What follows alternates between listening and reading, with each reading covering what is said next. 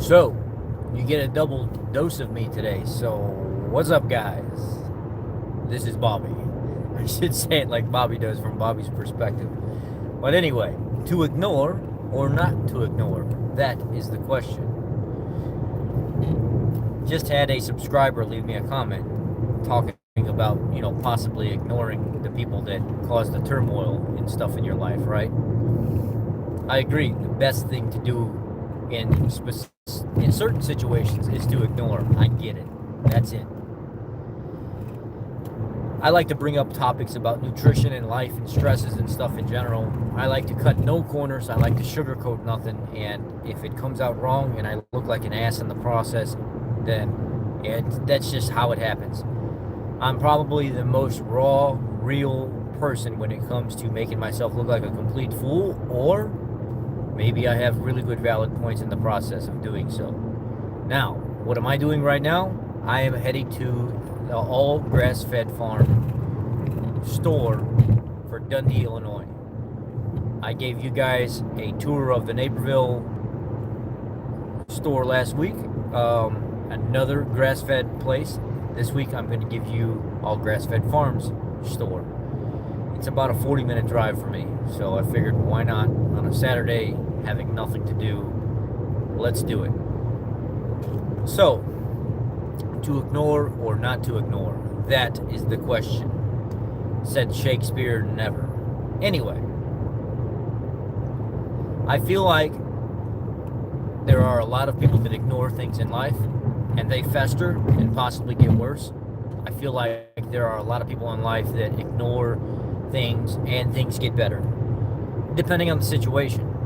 We're not going to be able to change what's going on in social media, so yes, to ignore specific comments and things that people say would be a great benefit to the person that's dealing with the stress of that person. There's blocking functions, there's hiding functions, there's all kinds of options to remove somebody from your life being toxic. I do 100% agree. That's probably the best way of doing things. But to bring up some other points, if you ignore a wound that is infected, it gets worse. If you ignore an infectious person in your work life, you cannot just block them, hide them, remove them. It gets worse. It makes the situation worse. So some kind of action has to be taken, not saying that correctly, to remove this type of person or change this mentality or attitude or life that you have to live every single day. So there has to be some kind of adverse action.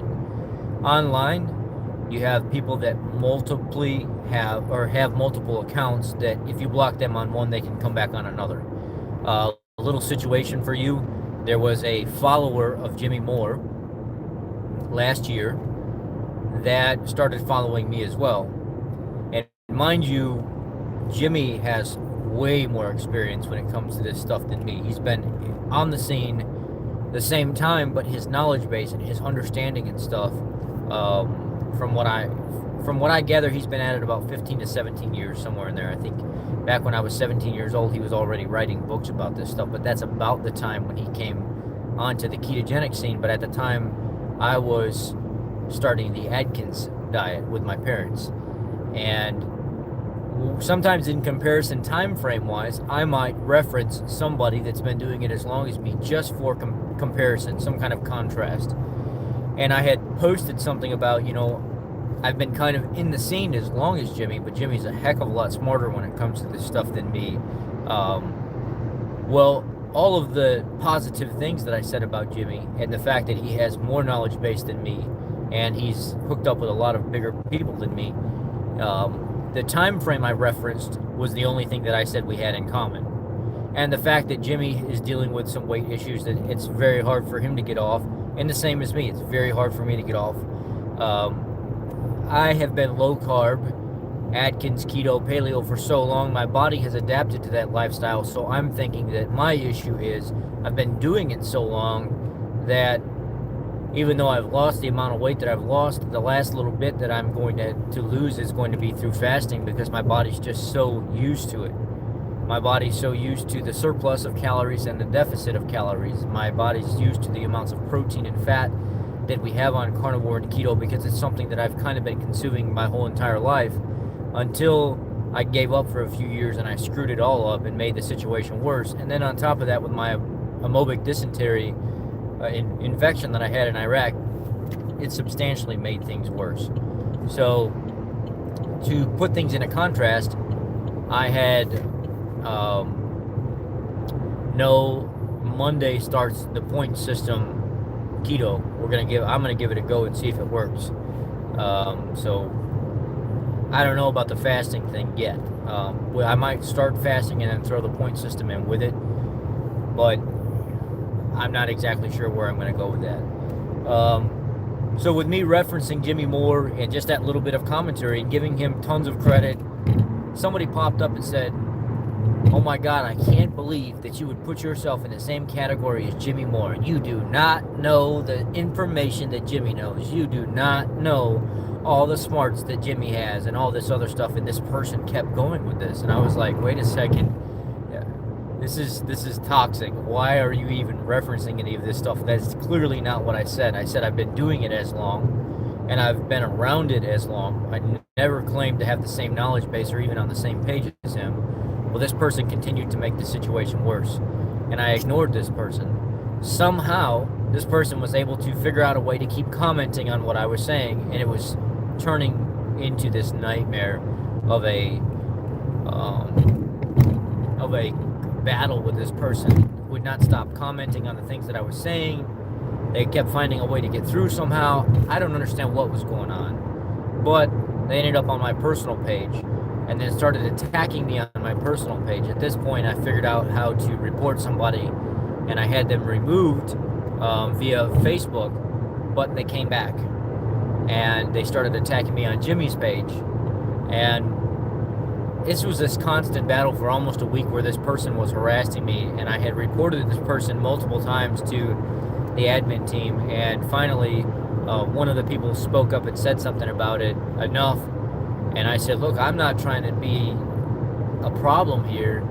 I'm trying to figure out why this person keeps attacking me, and I just want to move on from all this. And the admin said, yes, I know, but I have to penalize you both, and I have to stop and mute you both because this is going on. And I was like, no, you really don't have to.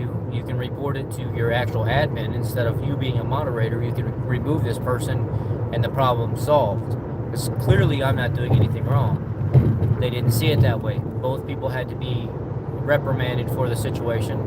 So, needless to say, unless I spoke up about it, it was not going to go anywhere. Nobody was going to do anything about it. And this person continued to harass me on my personal page. I think Jimmy gets this stuff all the time because he's a social media figure. Now, and a best-selling author, and he's very, very knowledgeable. Now, with all these things being said, if I didn't say anything, I would have kept getting harassed. There was an interview with the Jewish interviewer guy. The reason I referenced Jewish is because he did in the interview. What's his name? From 2020. It was a gentleman from 2020. And he was interviewing Morgan Freeman. And he was talking to Morgan Freeman about social injustices and stuff in the world and things like that. And he asked Morgan Freeman, he said, what do you think about Black History Month? Do you like Black History Month? Do you think there should be a Black History Month? And Morgan Freeman said, do you have a White History Month? And the guy said, well, I don't have a White History Month because, for one, I'm Jewish, I'm not white. And number two, no, I don't have a Jewish History Month. Because Morgan Freeman replied with, well, then what about a Jewish History Month? Do you have that? And he said, no.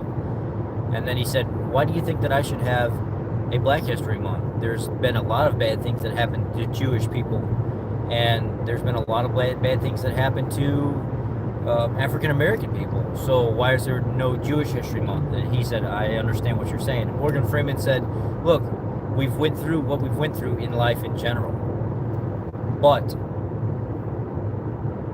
you have to take into account of the situation that we're in today. That doesn't mean that any one person is more superior than the other. It doesn't mean that any one person needs more attention, limelight, history, credentials given to over the other.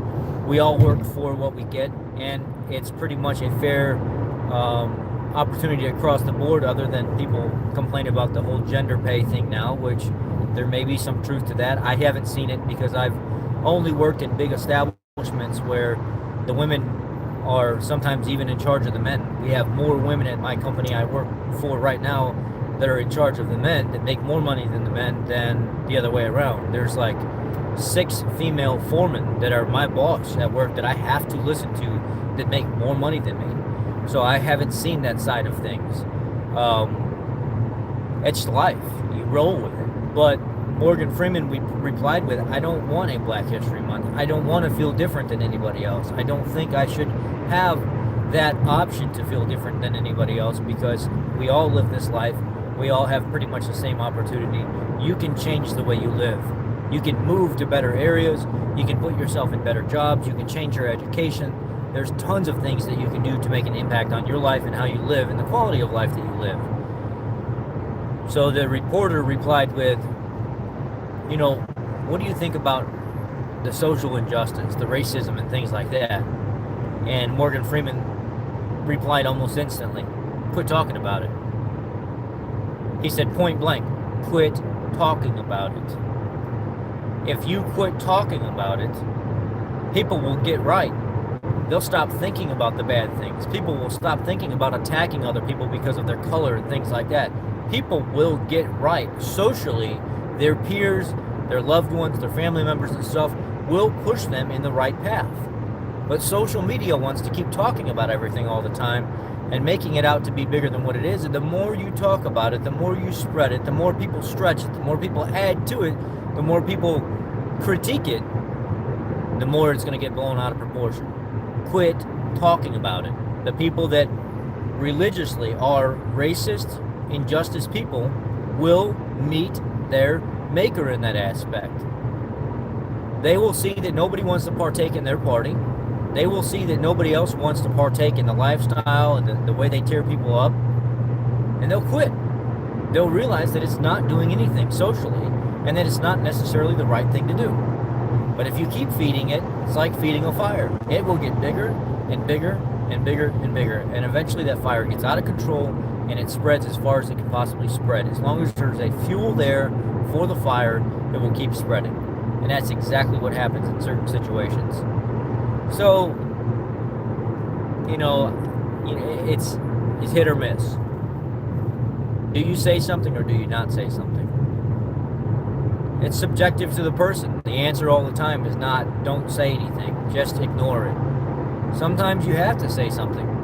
Sometimes you can't afford to ignore it. But there are a lot of times in extreme situations that ignoring it can benefit you more in the long run, because now you're not feeding into the BS that's out there, and it doesn't have a chance to grow as much. So my message to you is this. If it's something that's affecting you so much to where you feel like you have to lash out against it, I would say speak up about it. Not to the person necessarily. Maybe speaking up about it is the same thing as blocking them, hiding the comment, removing them from your situation. That would be also considered speaking up about it. But ignoring it may not be an option for you. It may not fulfill what you need to be done, what needs to be done. If it's small and minor and you have a feeling that it won't be reoccurring, sure, ignoring it would work. My message to you is do what you think you see fit. And ignoring doesn't always work. And making conscious decisions on the right choices. Anyhow, I appreciate you guys. Thank you.